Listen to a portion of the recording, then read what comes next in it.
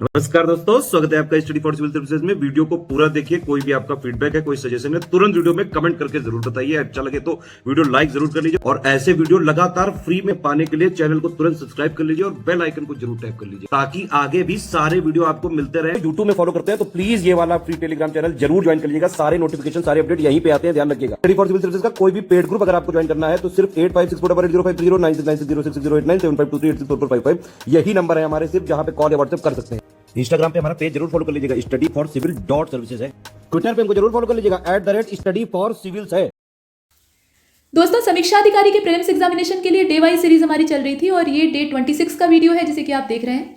यहाँ पर हम इतिहास से शुरू करते हैं और प्राचीन भारत के इतिहास को हम पहले देखेंगे। शैव धर्म से शुरू होता है और शैव कोई धर्म नहीं है बल्कि एक संप्रदाय है, लेकिन किताबों में खासतौर पर एनसीईआरटी में आपको धर्म करके ही दिया रहता है। ये लिखने वालों का दोष है और उसे हम मानने के लिए विवश हैं।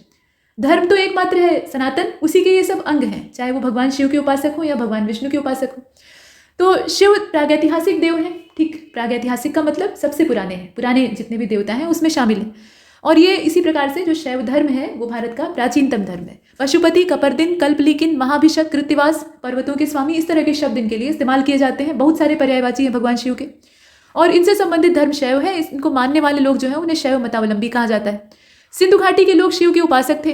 प्रमाण कहाँ से मिलता है? मोहनजोदड़ो में जो मुहर प्राप्त हुई है उस पर एक योगी की प्रतिमा अंकित है जिसके कि सिर पर एक ऐसा मुकुट है जिसमें कि 3 सींग बने हुए हैं जो कि त्रिशूल जैसा चित्रण दिखाते हैं। मतलब ऐसा लगता है कि सिर पर त्रिशूल का जो अग्रभाग है उसको पहना हुआ है और वो ध्यान मुद्रा में पद्मासन पर बैठे हुए हैं और उनके चारों ओर हिंसक पशु जो है वो मंडरा रहे हैं।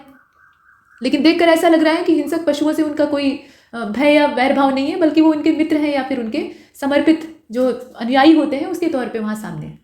तो ऐसे भगवान शिव की वहाँ पे कल्पना की गई है और बाद में मार्शल महोदय जो है वो इसको कहते भी हैं, मतलब इस मुहर पे अंकित जो आकृति है इसके लिए कहते हैं कि ये भगवान रुद्र शिव की प्रतिमा है। रुद्र शिव कह के उसे संबोधित करते हैं, उनका संबोधन उसमें रुद्र शिव था। ऋग्वेद में शिव को रुद्र कहा गया है। ये जो रुद्र शब्द है ये भगवान शिव के ही रौद्र रूप को दर्शाता है। शिव का मतलब होता है मंगलकारी, लेकिन रुद्र स्वरूप जो है वो प्रलय लाने वाला होता है। ये विनाश के देवता, मतलब प्रलय के देवता कहे जाएंगे उस समय। रौद्र अवस्था जो गुस्से की अवस्था होती है और रुद्र को समस्त लोगों का स्वामी। इसके बाद वाजस्नेयी संहिता जो है इसमें शतरुद्रीय मंत्र भी मिलता है। अथर्ववेद में भी उल्लेख है, वहाँ पशुपति, भव, भूपति इत्यादि कह के संबोधित किया गया है। अब आते हैं थोड़ा और बाद वाले ग्रंथों पे, जैसे कि पतंजलि का महाभाष्य, और उससे ये मालूम होता है, हालांकि इन ग्रंथों का जैसे कि महाभाष्य है या फिर आप और भी देखें अष्टाध्यायी इत्यादि को, तो ये अलग अलग क्षेत्रों से, विषयों से, व्याकरण इत्यादि से संबंधित ग्रंथ थे, लेकिन इसमें सामाजिक परिस्थितियों की भी जानकारी मिलती है। तो ये पता लगता है कि जो 2री शताब्दी ईसा पूर्व का समय था उस समय भगवान शिव की मूर्ति बनाकर पूजा की जाती थी। और महाभाष्य में भगवान शिव के अनेक नामों का उल्लेख मिलता है, जैसे कि रुद्र महादेव, गिरीश, भव, सर्व, त्रयंबक, इस तरह के शब्द। कुषाण शासकों के भी सिक्कों पर भगवान शिव बैल यानी नंदी जी की और उनकी त्रिशूल की जो आकृतियां हैं वो दिखाई देती हैं। उदयगिरी गुहालेख से ये मालूम होता है कि चंद्रगुप्त विक्रमादित्य, चंद्रगुप्त द्वितीय का मतलब क्या? गुप्त वंश के प्रतापी शासक चंद्रगुप्त विक्रमादित्य, इनके प्रधानमंत्री का नाम था वीरसेन। उन्होंने यहाँ की जो उदयगिरी की पहाड़ियाँ हैं वहाँ एक शैव गुफा का निर्माण करवाया था और खोह और करमदंडा में शिवलिंग की स्थापना ये कुमारगुप्त के समय में करवाई जाती है। नचना कुठार ये गुप्तकालीन पार्वती मंदिर है। भूमरा का जो शिव मंदिर है, इन सब का निर्माण गुप्त शासकों के समय में होता है।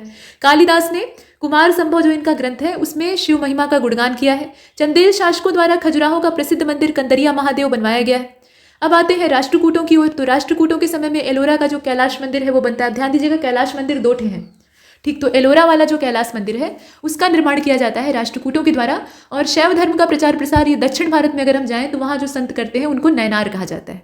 अलवार जो है वो भगवान विष्णु के उपासक हैं और नैनार साधु जो है वो भगवान शिव के उपासक हैं। इनकी संख्या अलवारों की तुलना में ज़्यादा है, तो इनकी संख्या है 63। ठीक है, नैनार संतों की जो इनके प्रमुख संत हैं उनकी संख्या 63 है, जिसमें से कि कुछ के नाम जैसे तिरुज्ञान है, सुंदर मूर्ति है, संबंदर है, अपार है, मणिवाच्यगर है, ये आपने देखा।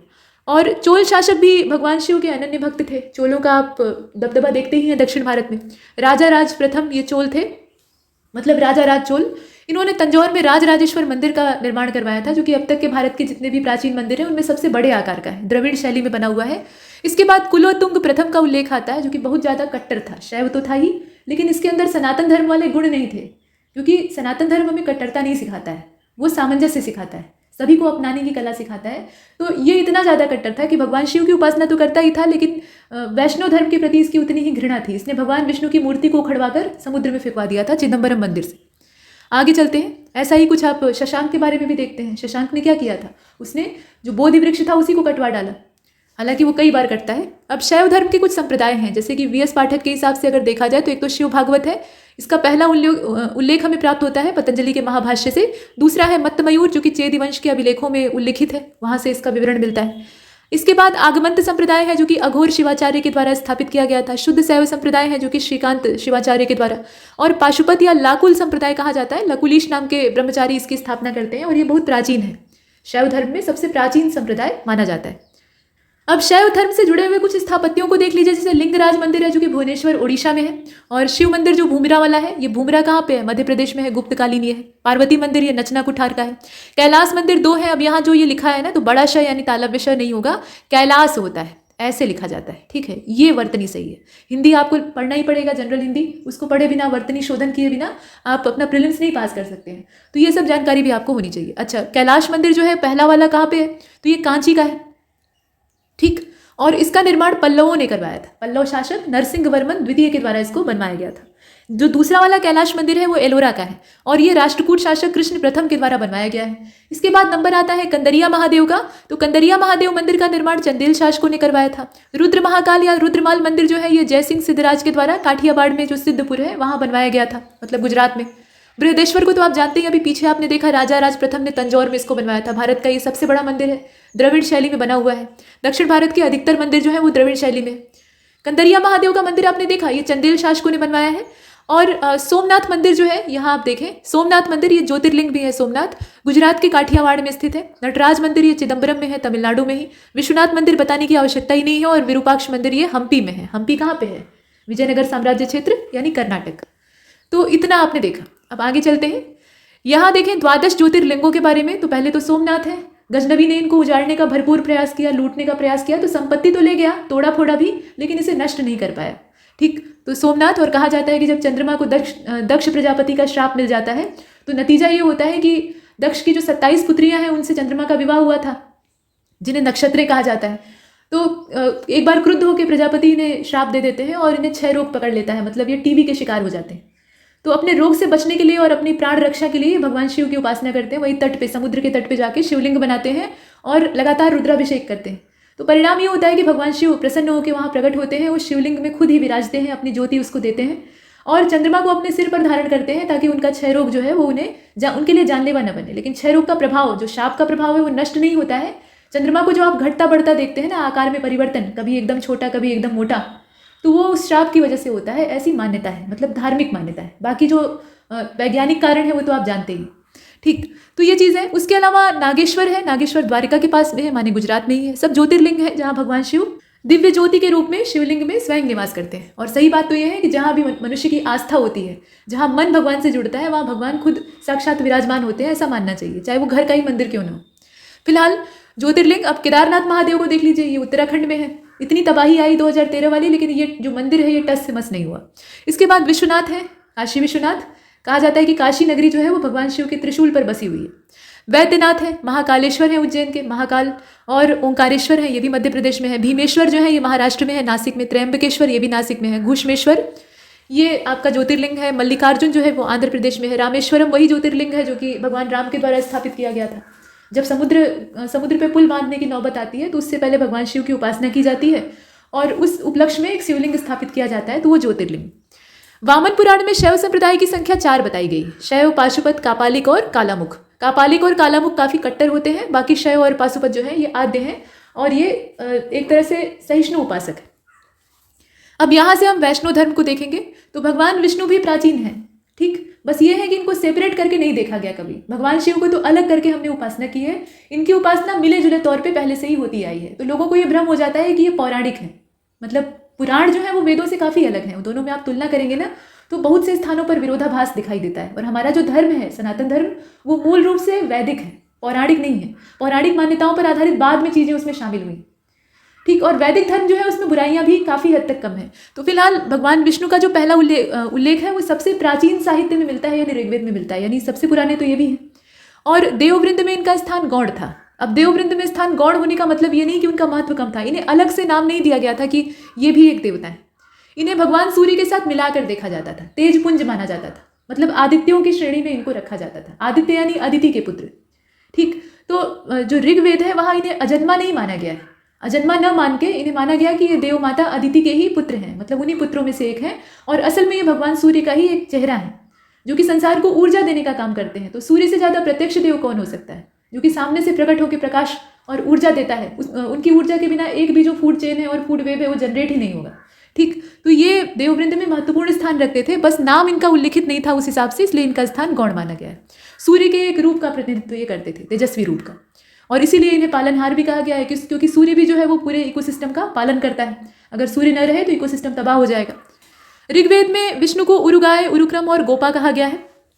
शतपथ ब्राह्मण में इनको यज्ञ का प्रतिरूप कहा गया है, और संगम काल में विष्णु को तिरुमल और कलवणम कहा गया है। अब ऋग्वेद में विष्णु का उल्लेख आकाश के देवता के रूप में हुआ है। सूर्य क्या है, आकाश में ही तो रहते हैं, तो सूर्य का ही स्वरूप इनको माना गया ऋग्वेद में, तो ये आकाश के देवता थे। और 3 प्रमुख देवता उत्तर काल में आते हैं। उत्तर काल का मतलब उत्तर वैदिक काल से है, तो उस समय प्रजापति, रुद्र और विष्णु का नाम आता है। रुद्र यानी भगवान शिव, विष्णु भगवान यही है, उसके अलावा प्रजापति यानी यहाँ पर ब्रह्मा जी की बात हो रही है। विष्णु को लोग पालक और रक्षक मानते थे, मतलब पूरे संसार के ये पालक और रक्षक थे। पतंजलि ने वासुदेव को विष्णु का रूप बताया है, और विष्णु पुराण में भी वासुदेव को विष्णु का एक नाम बताया गया है। और इस प्रकार से कृष्ण विष्णु के ही साथ तादाद में बिठाकर नारायण के रूप में स्थापित होते हैं, और फिर ये बनता है वैष्णव धर्म, जो कि बाद में पांचरात्र धर्म कहा जाता है। तो कुल मिलाकर भगवान विष्णु के 10 अवतार हैं, दशावतार आप देखते हैं ना, उसमें से सबसे पुराना है मत्स्य अवतार। बाद में इन्हीं 10 अवतार हैं जो कि उत्तर वैदिक काल में ही सामने आ जाते हैं, तो इन्हीं के आधार पर पुराणों की रचना हो जाती है, और पुराणों में कहानियाँ ज़्यादा हैं। आप देखेंगे ना तो जो 18 महापुराण हैं टोटल कहानियों से भरे हुए हैं, और कोई भी व्यक्ति जब कहानी सुनाता है ना तो उसमें नमक मिर्च ज़्यादा लगाता है, मतलब जो ठोस बात है वो कम रहती है और चिपकाने वाली रोचक बातें ज़्यादा होती हैं। तो पुराण में भी बढ़ा चढ़ाकर महिमा मंडन किसी का भी किया गया है, लेकिन जो देवताओं का वास्तविक स्वरूप है वो हमें अपने वेदों से दिखाई देता है। ठीक, और पुराण उन्हीं पर आधारित है, और ये कहना सही रहेगा कि ऋग्वेद ही मूल है, बाकी जितने वेद हैं और जितने पुराण या जो कुछ भी बाद में लिखा गया वो सब उसी को आधार बना के लिखा गया है, उसी में कुछ अपनी बुद्धि जोड़कर लिखा गया है। तो आगे चलते हैं। हो सकता है पुराणों के विषय में जो कहा गया वो कुछ लोगों को अच्छा न लगे, लेकिन यही सत्य है। ठीक, देखिए कूर्म जो है यानी कच्छप अवतार, कच्छप यानी कछुआ, और कूर्म वही संस्कृत शब्द है, कछुए को कहा जाता है, तो ये प्रजापति का अवतार है। ठीक, मत्स्य अवतार को भी भगवान विष्णु का अवतार माना गया है। जब कहा जाता है कि प्रलय आती है और महाराज मनु अपना नौका लेकर उसी में सब कुछ, अपना जीव जंतु और जितना भी सैंपल है सब इकट्ठा करके इंतजार करते हैं, तो एक बड़ी सी मछली पानी में आती है और वो जल प्रलय से इनकी रक्षा करती है। ठीक, तो वो मत्स्य अवतार। उसके बाद कछुए का अवतार, जब समुद्र मंथन होता है, हिंद महासागर को मथा जाता है, तो जो पर्वत था उसमें पर्वत मथानी के तौर पे इस्तेमाल किया गया था, तो जब वो समुद्र में डाला जाता है, सुदर्शन चक्र से भगवान विष्णु उसको कटवा के मंगवाते हैं, तो वो धरती से काट के मंगाया जाता है और पानी में डाला जाता है, तो पानी में वो फ्लोट करने लगता है, यानी तैरने लगता है। तो उसको स्थिर करना जरूरी था। अगर आपकी मथनी ही डूब नहीं रही है, तैर रही है, तो फिर आप मथेंगे कैसे? तो पर्वत को स्थिर करने के लिए नीचे एक ठोस आधार की आवश्यकता थी, तो ये एक बहुत बड़े कछुए का रूप धारण करते हैं। ठीक है, और बहुत बड़ा कछुआ बन के नीचे से अपनी पीठ, जो ऊपर का खोल होता है कछुए का, काफ़ी कड़ा होता है, तो उस पर उस पर्वत को धारण कर लेते हैं। लेकिन कहा जाता है कि पर्वत के दबाव से जो इनकी खोल थी कछुए की, उसमें दरार आ जाती है, तो कछुए की खोल जो दरार वाली दिखाई देती है, लोग उसके पीछे इस कहानी को जोड़ते हैं। तो ये कछुए का अवतार इन्होंने धारण किया था। इसके बाद आगे चलते हैं। अब भगवान शिव को लोग कहते हैं कि उन्होंने हलाहल पीकर संसार की रक्षा की थी, बाकी जितने अच्छे अच्छे सामान थे वो देवताओं में डिस्ट्रीब्यूट हो गए। लेकिन भगवान विष्णु तो इनडायरेक्टली वहाँ पे सपोर्ट दे रहे थे, वो सामने से सपोर्ट नहीं दे रहे थे, वो नीचे से टेक लगाए हुए थे। अगर वो नीचे से टेक नहीं लगाते तो मंथन नहीं हो पाता, तो सभी का मिला जुला योगदान था। इसके बाद आगे देखें, वराह अवतार।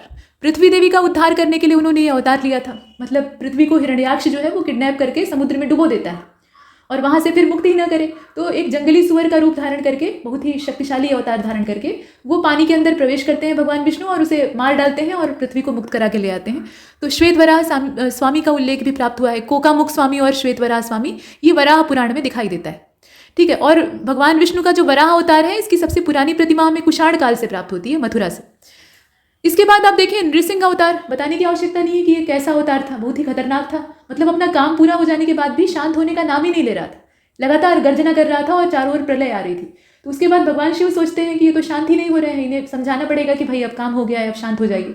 तो वो उनसे भी शक्तिशाली एक पशु बनकर जाते हैं, जिसका कि पूरा शरीर जो था वो शेर का था और जो सिर था वो हाथी के सूंड के साथ पूरा मस्तक वाला था और सिर पर सींग भी थे। वो शलभ अवतार था। तो वैसा शलभ अवतार धारण करके वो और भयंकर गर्जना करते हैं। तो जब डबल आवाज़ होती है तो उसके बाद जो नृसिंह अवतार है वो शांत हो जाता है। तो ये नरसिंह का अवतार धारण किए थे, यानी आधा शरीर मनुष्य का था, आधा शेर का था। क्योंकि हिरण्यकश्यपु को यही तो वरदान था कि उसको न इंसान मार सकता है न जानवर, तो ये न तो पूरे इंसान थे न पूरे जानवर थे, बाकी शर्तें भी पूरी होती। तो ये है। इसके बाद वामन अवतार है। महाराज बलि जो कि राक्षसों के राजा थे, उनका घमंड उतारने के लिए ये वामन अवतार धारण किया था। और यही समय था जब शुक्राचार्य काने हो जाते हैं, क्योंकि बलि को रोकने का प्रयास कर रहे थे। वामन जब आते हैं, दान मांगते हैं बौने का अवतार धारण करके भगवान विष्णु, तो बलि जब उन्हें दान देने के लिए हाथ में जल लेकर संकल्प करने की कोशिश करते हैं, तो जो जल का पात्र था उसके अंदर शुक्राचार्य अंदर घुस जाते हैं और पानी निकलने ही नहीं देते हैं। तो फिर वामन अवतार जो था वो क्या करता है, उसमें अंगुली डालकर खोद देता है और शुक्राचार्य की एक आंख जो है वो फूट जाती है। तो इसीलिए जो दैत्य गुरु शुक्राचार्य हैं वो एक आंख से काने हैं। अब इसके बाद आगे चलते हैं तो परशुराम अवतार को देखिए। भगवान परशुराम, इन्हें भी भगवान विष्णु का अवतार माना जाता है। और राम अवतार, तो राम अवतार, इसमें ऐतिहासिक साक्ष्य क्या है? सीरपुर के मंदिर में राम मूर्ति के बगल में ध्यानी बुद्ध की मूर्ति भी मिलती है, जो कि बाद में महायानियों के द्वारा स्थापित की गई। कृष्ण अवतार को आप देख रहे हैं तो बांसुरी वादक, इन्हें तमिल देवता मेयन यानी सांवलिया कहा जाता है। ठीक। और बुद्ध अवतार, तो मत्स्य पुराण में बुद्ध को विष्णु के अवतारों की श्रेणी में शामिल किया गया है, मैत्रेय के तौर पे। और कल की अवतार अभी तक आया नहीं है, लोगों को प्रतीक्षा है लेकिन इतनी जल्दी नहीं आएगा। अभी कलयुग की और बुरी दशा जब प्रकट होगी तब जाकर कल की अवतार उत्पन्न होगा, ऐसा माना जाता है। और वो निशाचरों का अंत करेगा। अब उस समय तक निशाचर कौन होंगे, ये जो तबाही मचा रहे होंगे उन लोगों के लिए इस्तेमाल किया गया शब्द है। ठीक। जैसे रावण का जो समय था, मतलब त्रेता युग था, उस समय रावण ही निशाचर था, मतलब दुष्ट लोगों में गिना जाता था अहंकार की वजह से। तो लाख विद्वान होने के बावजूद उसका विध्वंस हुआ राम अवतार के द्वारा। वैसे ही कंस का और बाद में जो पापी कौरव थे उनका भगवान कृष्ण के द्वारा किया जाता है। अब यहाँ पे जो कल की अवतार है वो इसी प्रकार के दुष्टों का दलन करेगा। और ऐसा माना जाता है कि ये सफ़ेद घोड़े पर, जो कि एक बहुत चमकीला बड़े आकार का सफ़ेद घोड़ा होगा, उस पर सवार होकर आएंगे और हाथ में इनके चमचमाता हुआ खड्ग होगा जिसमें कि हजारों बिजलियों की ताकत होगी। और इसके साथ ये भी माना जाता है कि कब आएगा उसकी पहचान बताई गई कुछ ग्रंथों में, मतलब जो बाद के रचे गए ग्रंथ हैं, कि जब गंगा पृथ्वी से विलुप्त हो जाएंगी। अब इसका मतलब आप समझ रहे हैं, इसको आप साइंटिफिकली जोड़कर देखिएगा। गंगोत्री ग्लेशियर जो है वो समाप्त होगा तो ही गंगा खत्म होंगी, आप जानते हैं, मतलब स्रोत खत्म हो जाएगा। हिमालयी नदियों का स्रोत आमतौर पर ग्लेशियर होता है। तो गंगा के खत्म होने का मतलब क्या है कि सारा जो बर्फ है वो पिघल के समुद्र में चली गई। तो ये तो ग्लोबल वार्मिंग का एकदम चरम बिंदु है। तो प्रलय तो उस समय आएगी ही आएगी, ये तो साइंटिफिक चीज़ भी है ना। तो यहाँ आप अपने धर्म को, अपने पुराण को, जो साइंस है उससे जोड़कर देख सकते हैं। और काफ़ी चीज़ें इसमें साइंस में प्रमाणित होती हैं। अब इसके बाद दक्षिण भारत में वैष्णव धर्म के जो संत थे उनको अलवार कहा जाता था। जैसे हमने पीछे देखा नैनारों को, वैसे ही अलवार है और इनकी संख्या है 12। नैनारों की संख्या 63 थी और अलवारों की संख्या 12 थी। इसमें गोडगई कुछ के नाम दिए हैं, गोईगई हैं, पूडम है, पे हैं, पेरियलवार हैं, तिरुमलाई हैं। ये बौद्ध और जैन धर्म पहले अपना चुके थे, बाद में इस रूप में आ जाते हैं। इसके बाद तिरुमंगई हैं, ये पहले डकैत थे, बाद में इनका हृदय परिवर्तन हो जाता है। तिरुपाल है, लौंडार है, और कुलशेखर है, नम्मालवार है, मधुर कवि है, अंडाल है जो कि एकमात्र महिला अलवार थी, यानी महिला साधु थी जो कि वैष्णव मत को मानती थी। अब थोड़ा सा पॉलिटी को देख लेते हैं। धर्म में हमने डुबकी लगा ली, अब इसके बाद आते हैं राज्य व्यवस्था की ओर। तो राजकाज में हमने पीछे उद्देशिका तक देखा था, मतलब प्रस्तावना क्या होती है, कौन कौन से शब्द उसमें महत्वपूर्ण है, एक बार संशोधन हुआ तो उससे क्या जोड़ा गया, प्रस्तावना को हम लोग चेंज कर सकते हैं कि नहीं कर सकते हैं, इन सब चीज़ों पर बहस की थी। अब यहाँ पर हम देखेंगे नागरिकता को। तो भारतीय नागरिक हम अपने आप को कहते हैं, तो किस हैसियत से कहते हैं, उसके लिए क्या योग्यता होनी चाहिए। देखिए, नागरिक भारतीय राज्य के पूर्ण सदस्य होते हैं और उनकी इस पर पूर्ण निष्ठा होती है। अब है कि नहीं वो अलग बात है, लेकिन होनी चाहिए। इनमें सभी सिविल और राजनीतिक अधिकार निहित होते हैं, मतलब इन्हें सारे जो सिविल और राजनीतिक अधिकार हैं वो प्राप्त होते हैं। दूसरी ओर विदेशी किसी अन्य राज्य यानी किसी अन्य देश के नागरिक होते हैं और उन्हें सभी राजनीतिक और जो नागरिक अधिकार हैं वो नहीं प्राप्त होते हैं। कुछ जो बेसिक मौलिक अधिकार हैं, मौलिक अधिकारों में से भी कुछ जो हैं वो उनको दिए जाते हैं। तो 2 श्रेणियाँ होती हैं। विदेशी नागरिकों की 2 श्रेणियाँ होती हैं, एक तो मित्र होते हैं, दूसरे शत्रु होते हैं। मित्र वो होते हैं जिनके सकारात्मक, अब इसमें बताने की जरूरत नहीं है, मित्र और शत्रु की परिभाषा आप जानते हैं। युद्ध जिसके साथ चल रहा है वो दुश्मन है और उसे कम अधिकार दिया जाएगा। गिरफ्तारी और नजरबंदी के विरुद्ध भी वो सुरक्षित नहीं होते हैं। अगर संदेह हुआ तो अनुच्छेद 22 के तहत उनको गिरफ्तार भी किया जा सकता है। अब संविधान भारतीय नागरिकों को निम्न अधिकार और विशेषाधिकार प्रदान करता है और ये ऐसे अधिकार हैं जो कि विदेशियों के पास नहीं है। तो धर्म, मूल वंश, जाति, लिंग और जन्म स्थान के आधार पर अगर भेदभाव होता है तो उसके खिलाफ संरक्षण इन्हें प्राप्त है मूल अधिकार नंबर 15 से, और मतलब अनुच्छेद नंबर 15 से। लोक नियोजन और विषय में समता का अधिकार यानी समानता की बात, अनुच्छेद 16, ये भारतीय नागरिकों को प्राप्त अधिकार है। वाणी की स्वतंत्रता, अभिव्यक्ति की स्वतंत्रता, सम्मेलन, संघ और संचरण, निवास, व्यवसाय की स्वतंत्रता यानी आर्टिकल नंबर 19, ये वाला जो अधिकार है ये भारतीय नागरिकों को मिला हुआ है। संस्कृति शिक्षा संबंधी अधिकार, ये अनुच्छेद 29-30 जो है मूल अधिकार, ये भी इन्हें प्राप्त है। लोकसभा और राज्यसभा चुनाव में मतदान का अधिकार, मतदान का अधिकार जो है वो मौलिक अधिकार तो नहीं है लेकिन नागरिकों का अपना हक है। तो ये अधिकार भी भारतीय नागरिकों के पास होता है। इसके अलावा संसद तथा राज्य विधानमंडल की सदस्यता के लिए चुनाव लड़ने का अधिकार। ये जो नेता चुनाव लड़के इतनी मोटी कमाई करते हैं और जनता को लूटते हैं, तो ये क्या है? ये भी तो भारत के नागरिक ही हैं। मतलब इन्हें ये पावर मिली हुई है कि ये चुनाव लड़ सकते हैं, ठीक है। और सार्वजनिक पदों जैसे कि राष्ट्रपति, उपराष्ट्रपति, उच्च न्यायालय, उच्चतम न्यायालय, इनके जो न्यायाधीश हैं, राज्यों के राज्यपाल, महान्यायवादी, महाधिवक्ता, इन सब की योग्यता रखने का अधिकार, क्योंकि वो भी तो असल में भारतीय नागरिक ही होते हैं। उनके लिए भी यही शर्त होती है कि वो भारत का नागरिक होना चाहिए। तो भारत का नागरिक ये सब भी बन सकता है अगर उसके पास अधिकार है, और वो बनता है। तो उपरोक्त अधिकारों के साथ नागरिकों को भारत के प्रति कुछ कर्तव्यों का भी निर्वहन करना पड़ता है। जैसे हमें मूल अधिकार मिले हुए हैं, नागरिक अधिकार मिले हुए हैं, वैधानिक अधिकार मिले हुए हैं, वैसे ही हमारे कुछ कर्तव्य भी हैं। तो मूल कर्तव्यों का उल्लेख है, और मूल कर्तव्य टोटल 11 हैं, स्वर्ण सिंह समिति की सिफारिश पर ऐड किए गए हैं। तो वो सब आप देखते हैं। अच्छा, अब इसमें उदाहरण के लिए जैसे कर का भुगतान, चूंकि राजस्व ही किसी भी राज्य की आय का मुख्य स्रोत होता है, सरकार उसी से विकास के कार्य करती है, तो कर का भुगतान समय से करिए। उसके अलावा राष्ट्रीय ध्वज, राष्ट्रगान या जितने भी राष्ट्रीय प्रतीक हैं उनका सम्मान करिए। जो राष्ट्र के लिए अपनी जान दे गए, अपना सब कुछ न्यौछावर कर गए, आज़ादी का संघर्ष किया, ऐसे महानायकों को स्मरण कीजिए, उनके प्रति आदर भाव रखिए, उनसे प्रेरणा लेकर आगे भी अगर आवश्यकता पड़े तो देश की रक्षा में कुछ भी करने के लिए तैयार रहिए, ऐसी अपेक्षा की जाती है। ठीक, देश की रक्षा के लिए जब भी आह्वान किया जाए, और आह्वान नहीं, अगर आपको महसूस होता है कि आपका देश संकट में है या देश को आपकी आवश्यकता है, तो आप उसको समर्पित हो जाइए। ये सब अपेक्षा की जाती है एक भारतीय नागरिक से। विदेशियों से हम इसकी अपेक्षा नहीं करेंगे। भारत में नागरिक जन्म से या प्राकृतिक रूप से राष्ट्रपति बनने की योग्यता रखते हैं, जबकि अमेरिका में केवल जन्म से ही नागरिक, जो मतलब जन्म से जो व्यक्ति है वही राष्ट्रपति बन सकता है। कहने का मतलब यह है कि अगर अमेरिका में जन्म लिया है तो वही नागरिक जो है वो राष्ट्रपति बनने का हक रखता है, लेकिन भारत के संदर्भ में ऐसा नहीं है। संविधान में नागरिक शब्द की परिभाषा नहीं है।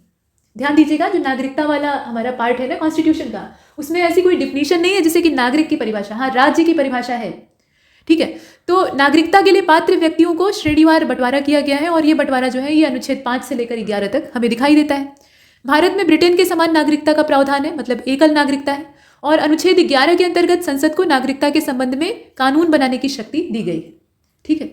संसद द्वारा भारतीय नागरिकता अधिनियम 1955 को पारित किया गया था, और ये जो नागरिकता अधिनियम है इसको जानना आवश्यक है, क्योंकि सिटीजन चार्टर और जो आजकल चल रहा है ना सब कुछ नागरिकता के संबंध में, तो वो सब चीज़ें, उन सब चीज़ों के मद्देनजर ये भी पूछा जा सकता है, पीछे से उसकी पृष्ठभूमि उकेरी जाती है। तो 5 शर्तें हैं, जैसे कि मूल रूप से नागरिकता अधिनियम 1955 ने भी राष्ट्रमंडल की नागरिकता प्रदान की है, लेकिन इस प्रावधान को नागरिकता संशोधन अधिनियम 2003 के द्वारा निरस्त कर दिया गया था। मतलब 2003 वाला जो एक्ट था उसके द्वारा इस पुराने वाले अधिनियम में संशोधन किया गया था। तो अभी जो इसमें प्रावधान है, जन्म से नागरिकता, वंशानुगत नागरिकता, पंजीकरण के द्वारा नागरिकता, प्राकृतिक नागरिकता, और क्षेत्र समाविष्ट करने के आधार पर, मतलब कोई क्षेत्र बाहर का है उसको भारत में मिलाया गया तो वहाँ के लोग जो है वो भारत की नागरिकता प्राप्त करेंगे, ऐसा प्रावधान। अब देखिए, नागरिकता मिलती है, किन शर्तों पर मिलती है वो तो हमने देखा, लेकिन इसका अंत भी हो सकता है। ऐसा नहीं है कि ये एकदम से स्थिर रहेगी। लोप जो है वो 3 स्थितियों में हो सकता है। एक तो आप अपनी इच्छा से त्याग, नागरिकता आपको कोई थोप नहीं रहा है, अगर आप नहीं चाहते हैं भारत का नागरिक बने रहना है तो आप त्याग सकते हैं, ठीक है। तो अगर अपनी मर्जी से आपने उसे त्याग दिया है तो आप नागरिकता से मुक्त हो सकते हैं। किसी दूसरे देश की नागरिकता प्राप्त करने के लिए पहले आपको यहाँ की नागरिकता छोड़नी होगी, और इसके लिए शर्त यही है कि उसकी आयु जो है वो एक वयस्क की हो, और उसके पास ये बौद्धिक क्षमता हो कि वो समझ सके कि वो क्या कर रहा है, और इस घोषणा के बाद वो भारत का नागरिक नहीं माना जाएगा। बर्खास्तगी अगर हो जाए, बर्खास्तगी क्या होती है, तो किसी अन्य देश की नागरिकता ग्रहण कर लेगा तो उसकी जो भारतीय नागरिकता है वो खुद ही खत्म हो जाएगी। जैसे आप अमेरिकी नागरिकता ग्रहण कर लीजिए, भारत वाली जो आपकी नागरिकता है वो समाप्त हो जाएगी, आप भारतीय नहीं रह जाएंगे। और वंचित करना, मतलब नागरिकता से वंचित कर देना।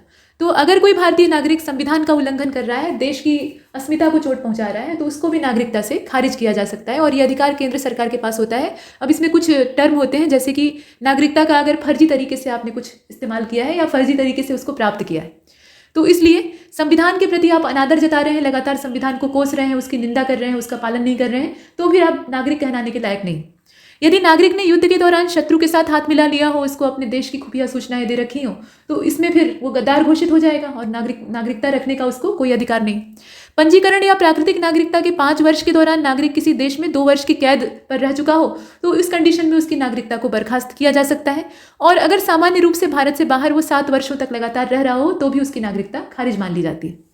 तो ये है, और भारत का संविधान संघीय है, ये तो आप जानते ही हैं। अब इसमें दोहरी राज्य पद्धति है, डुअल गवर्नमेंट, मतलब केंद्र और राज्य, लेकिन इसमें एकल नागरिकता की व्यवस्था है, अर्थात भारतीय नागरिकता। राज्यों की अपनी कोई नागरिकता नहीं है। ऐसा नहीं कि यूपी की नागरिकता, मध्य प्रदेश की नागरिकता। ये ठीक है कि जो निवासी यहाँ के हैं, जैसे यूपी के निवासी हैं तो उनको स्पेशल सुविधाएं राज्य सरकार देती है, या कुछ जगहों पे ये है कि वहीं के निवासी जो है वो अपना लैंड वगैरह खरीद सकते हैं, प्रॉपर्टी खरीद सकते हैं, या वहाँ के कंपटीशन में एक बढ़िया कोटा प्राप्त कर सकते हैं। बाहर वालों के लिए वो सुविधा नहीं है, ऐसा है कुछ राज्यों में। लेकिन आमतौर पर किसी राज्य की नागरिकता नहीं होती है, ये हमारे देश की नागरिकता है, भारतीय नागरिकता। यहाँ राज्यों के लिए कोई पृथक नागरिकता की व्यवस्था नहीं है। अन्य संघीय राज्य जैसे कि अमेरिका, स्विट्जरलैंड, यहाँ पे दोहरी नागरिकता की व्यवस्था को अपनाया गया है। अब आर्टिकल 15 जो है उसमें किसी भी नागरिक के खिलाफ धर्म, मूल वंश, जाति, जन्म स्थान या निवास के आधार पर भेदभाव का प्रतिबंध लगाया गया है। अब इसका मतलब क्या है?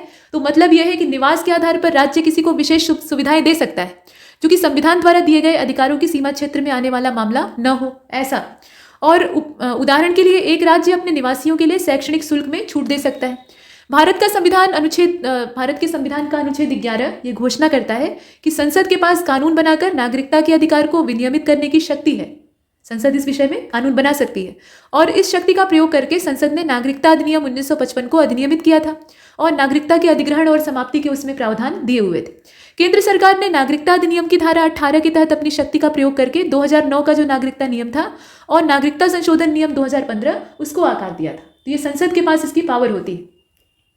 नेक्स्ट, अनुच्छेद 11 के अनुसार संसद ही केवल नागरिकता के अधिग्रहण और समाप्ति के संबंध में प्रावधान कर सकती है। ये अधिकार केवल और केवल संसद के पास होता है।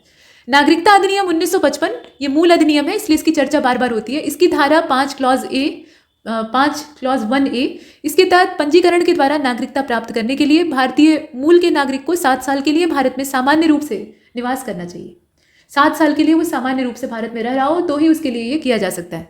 नागरिकता को संविधान के तहत संघ सूची में सूचीबद्ध किया गया है। आप देखते हैं ना 3 सूचियां होती हैं, तो ये राज्य सूची या संवर्ती सूची का नहीं है। इस पर नियंत्रण किसका है? संसद का है। और संसद का मतलब यहाँ पे संघ यानी केंद्र से। और संसद के अनन्य अधिकार क्षेत्र में ये आता है। अनन्य का मतलब ये कि कोई दूसरा इसमें हस्तक्षेप नहीं कर सकता है। संवैधानिक प्रावधान क्या है? तो अनुच्छेद 5 से लेकर 11 तक नागरिकता का उल्लेख संसद जो हमारा संविधान है उसमें है, और ये है संविधान का भाग 2। ये संवैधानिक स्थिति है उसकी, कहाँ पर हम इसे खोजेंगे। यह केवल उन नागरिकों की पहचान करती है जो कि इसके प्रारंभ में, मतलब कहने का तात्पर्य है कि 26 जनवरी 1950 को भारत के नागरिक बन गए थे। केवल उन्हीं नागरिकों की यहाँ बात की जा रही, न तो कोई स्थायी और न ही कोई विस्तृत प्रावधान इसमें दिखाई देता है।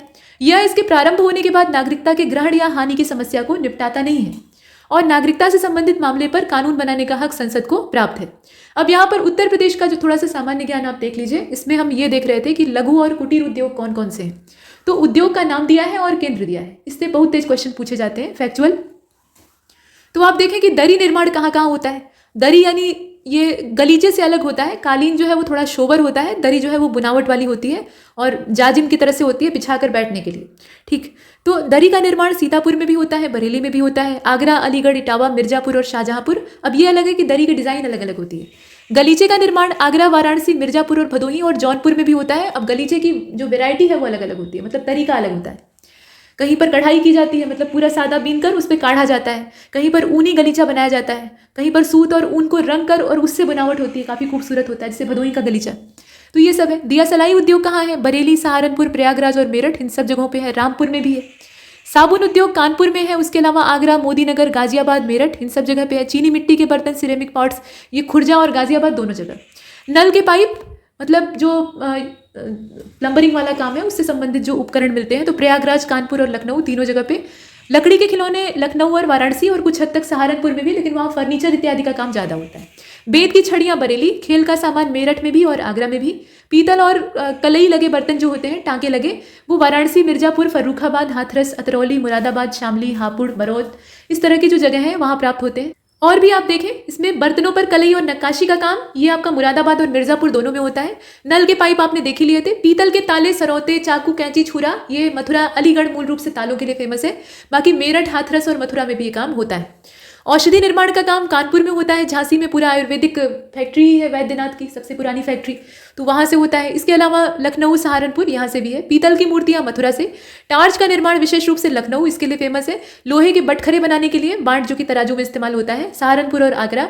रंग रोगन और वार्निश वाला काम ये कई जगह पे होता है। कानपुर में होता है, मेरठ, गाजियाबाद, मोदीनगर, बरेली, लखनऊ, इन सब जगहों पे। गोटे का काम, जरी और चिकन का काम, चिकन मतलब वो मुर्गे वाला चिकन नहीं, कढ़ाई वाला, तो ये वाराणसी और लखनऊ दोनों जगह पे होता है। चिकन मूल रूप से लखनऊ का। और सिगरेट निर्माण ये सहारनपुर और गाजियाबाद में। हाथ से कागज बनाने के जो काम है वो मथुरा, कालपी और कागजी सराय में होते हैं। हथकरघा और सूती वस्त्र ये मेरठ, देवबंद, धामपुर, सिकंदराबाद, टांडा, मगहर, मऊ, मुबारकपुर, इन सब जगहों पे होते हैं। इत्र और सुगंधित तेल मूल रूप से कन्नौज, उसके अलावा गाजीपुर में भी ये काम होता है, जौनपुर में भी होता है, लखनऊ में भी होता है और इलाहाबाद यानी प्रयागराज में भी होता है। कंबल का निर्माण मुजफ्फरनगर में, नजीबाबाद में, लावड़ मेरठ वाला जो है वहाँ पे। मिट्टी के खिलौने आगरा और गोरखपुर का टेराकोटा आप जानते ही हैं। और देख लीजिए लकड़ी का काम, लकड़ी का जो फर्नीचर है विशेष रूप से सहारनपुर का, उसके अलावा हाथरस, वाराणसी और बरेली का भी। सहारनपुर के फर्नीचर काफ़ी नक्काशीदार और ठोस होते हैं, कहा जाता है कि शीशम और सखुआ की लकड़ी से बने होते हैं। बिस्किट का जो उद्योग है वो मोदीनगर, आगरा और अलीगढ़ में है। और लकड़ी पर नक्काशी का काम ये सहारनपुर में विशेष रूप से होता है। अभी आपको बताया ना, नक्काशीदार फर्नीचर, जैसे आप एक कॉफ़ी टेबल भी लेने जाएंगे तो इतना ज़्यादा उस पर पच्चीकारी और नक्काशी होगी कि आप देखकर मुग्ध हो जाएंगे। तो प्लेन टेबल की तुलना में ये ज़्यादा कीमती होती है। और नगीना, इन 2 जगहों पे ये होता है। तो यहाँ तक हमने इसे कंप्लीट किया है। इस लेक्चर में इतना ही, तब तक के लिए नमस्कार।